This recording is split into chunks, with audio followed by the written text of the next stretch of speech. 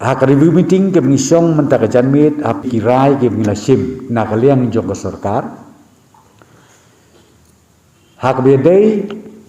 bat kijaka maneblay kijaka long jiaseng ki babbaro sikata ngimsya te menta ke janmit hadin benglayo ya ke report na baro ki deputy commissioners bat kumjuru na ke jingkerpat jong ki seng niam ki baper ka sarkar kalasim ya karai ba ngin sya no ban play ya kini ki jaka maniblay nadu ka khat riu trik ubnai agost ar hajar ar phawai tamba ka capacity ka jingwan syakine ki jaka ban maniblay kamdei ban palat ya ka 1/3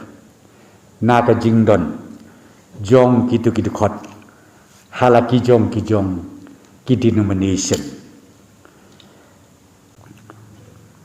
After receiving all the inputs from all concerned district administration and also from all concerned stakeholders, as far as religious worshipping places is concerned, I would like to tell you that the government has decided to reopen up the religious worshipping places in the state of Meghalaya with effect from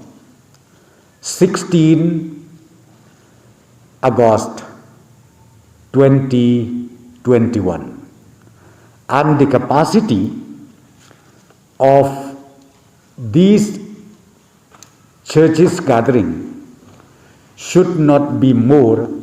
than 1/3 strength.